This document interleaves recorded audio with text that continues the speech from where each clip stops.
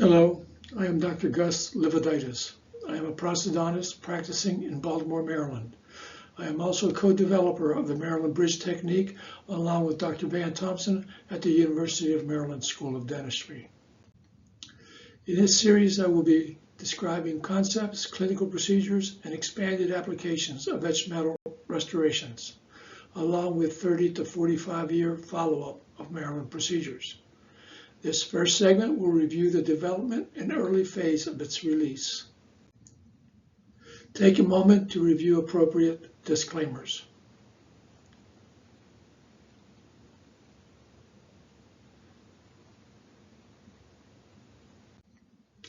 The two individuals responsible for bonded prostheses are Buonocore for the introduction of etched enamel to create micromechanical retention, and Rochette for demonstrating that a prosthesis bonded by macromechanical retention, that is to say perforated frameworks, can withstand normal masticatory and other occlusal forces. When one hears the term Maryland Bridge Technique, the first thought is two wings and the pontic.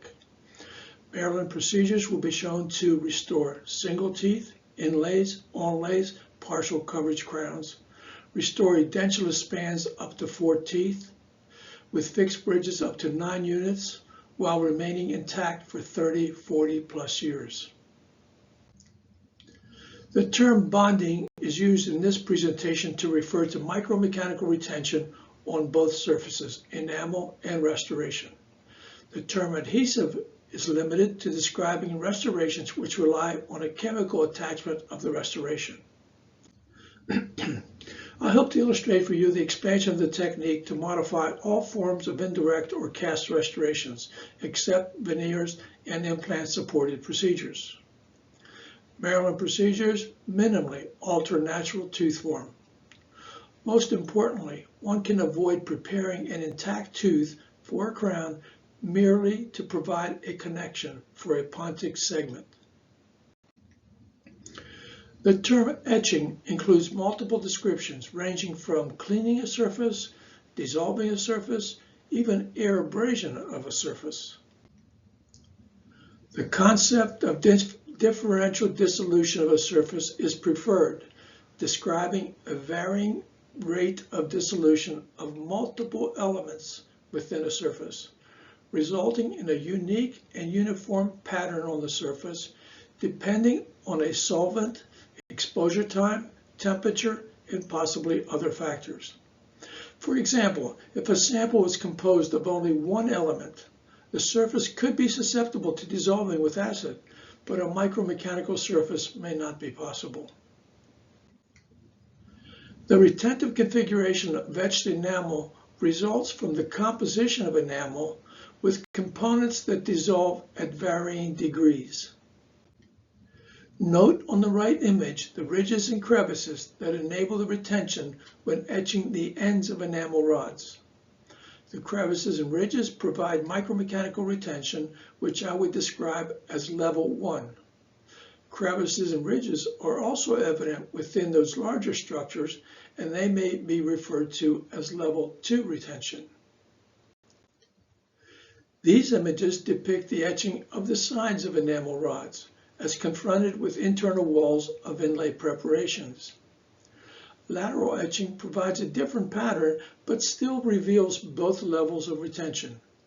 In both areas, rod ends or rod sides, finer ridges and crevices occur within those larger structures. In the etching of dental alloys, a multi-element alloy is essential for differential dissolution. By selecting an alloy with 2, 3, or 4 metallic elements, enables one to determine a process for dissolving the individual elements at different rates, resulting in a retentive surface. Again, observe the two levels of retention, the larger ridges and crevices representing level 1, and the level 2 retention within those larger structures. The solvent is unique to the alloy. Any solvent alloy combination or system should be verified retentive with tensile testing and scanning electron microscope images. In bonding and etched metal restoration, unfilled resin is applied to both etched enamel and metal, immediately followed by composite resin cement, seeding of the restoration, and removal of excess resin before polymerization of the resins. Electrochemical etching was introduced first. It required a power supply to provide a current with a bridge attached to an electrode. The surface area to be etched was estimated in determining the energy to be applied. Chemical etching of an alloy requires only a chemical etchant and, in this system, a water bath for heating the solution, because the etchant described is flammable and should not be heated over an open flame. More detailed information on this system will be presented in a separate segment of the series. I would like to present a number of clinical cases to illustrate the wide range of applications and the potential long-term success of etched metal restorations. This bridge was inserted on an 18-year-old male and has served him for over 44.5 years and is still intact. Of course, this was electrochemically etched. This is not the first, but one of the earliest bridges inserted. The canine retainer could have and should have been extended more mesially and incisally. The two bridges were provided to a 38-year-old female and continued to serve her for over 38 years. The lateral incisors were replaced with separate 3-unit bridges, while a 6-unit bridge could have been considered. A 6-unit bridge would have been preferable if long-term fixed orthodontic retention was indicated. In this case, it was not. This 5-unit bridge restores a large space with 2 lateral incisor pontics and 3 abutments on a 45-year-old female. A 4-unit bridge with only 2 abutments could have been considered acceptable based on functional objectives. However, it is well established attempting to match a restored central incisor to the adjacent unrestored central incisor provides a significant aesthetic challenge. Since there is little compromise, that is to say, minimal tooth reduction, the addition of an etched metal retainer on the second central incisor is a prudent decision to balance the aesthetic changes. This prosthesis is intact for over 40 years. This 39-year-old patient was treated with a posterior bridge involving a traditional posterior etched retainer and also illustrates the use of an etched metal and porcelain fused to metal inlay. While PFM inlays are not as aesthetic as all ceramic inlays, there are compelling advantages of including porcelain with the benefits of etched metal retention. This 31-year-old male illustrates the potential for complete arch restoration with etched prostheses. Note the 2 3-unit posterior bridges and the 8-unit bridge replacing the 4 incisors. The posterior bridges continue to function effectively for 37+ years. The 8-unit anterior bridge debonded at 32 years, and the patient elected to replace it with another 8-unit bonded bridge. Now, intraoral repairs for detached retainers with some success may be described in another segment.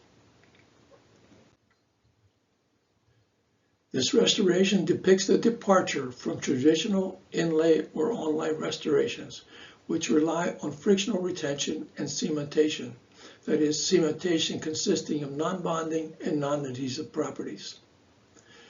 This restoration relies on micromechanical attachment of etched internal enamel and etched metal. Note the absence of traditional frictional retention features. Sufficient enamel must be available for effective retention. If insufficient enamel is due to exposed dentin, the restoration can be extended onto adjacent enamel without tooth reduction. This is possible because etched metal margins can be razor thin. As noted, this restoration was confirmed intact for over 34 years.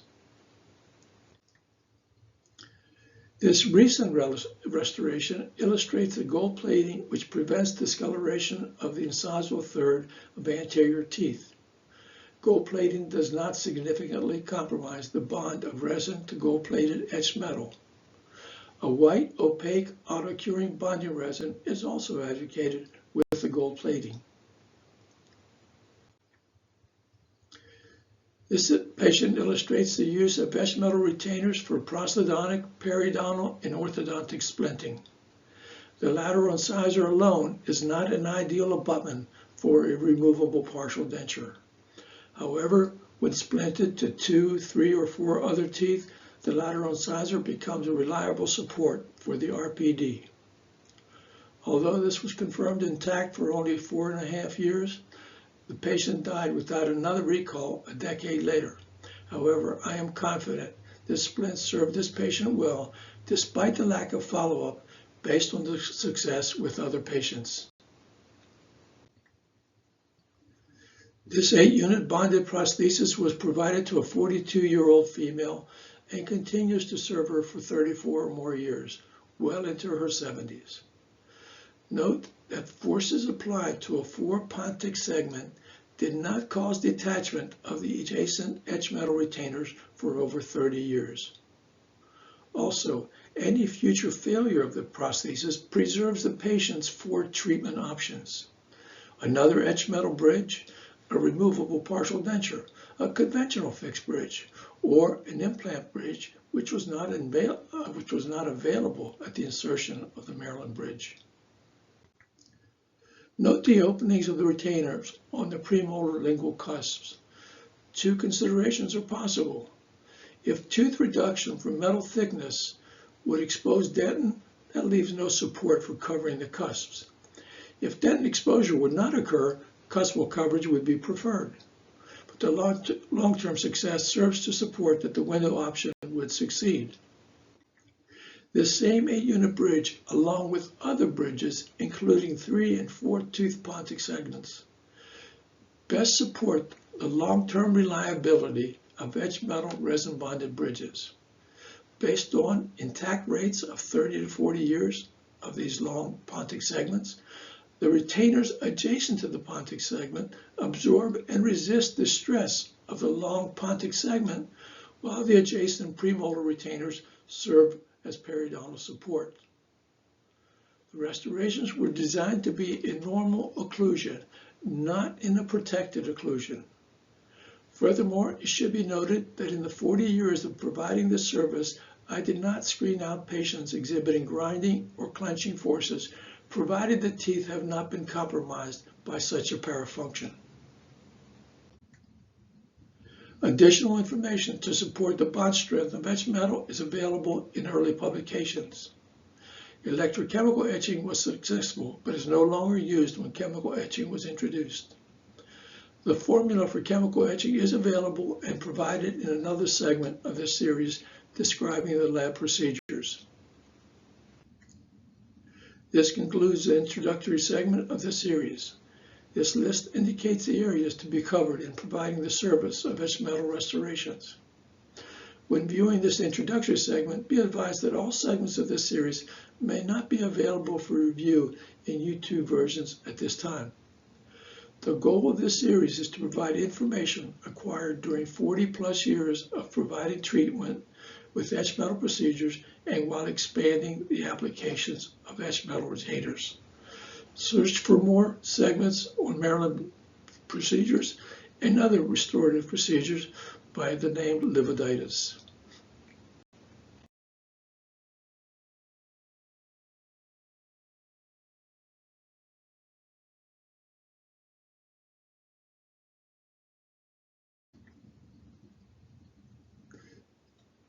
You can address any questions or comments at this email, and please include your phone number for an optional response. Thank you for your attention.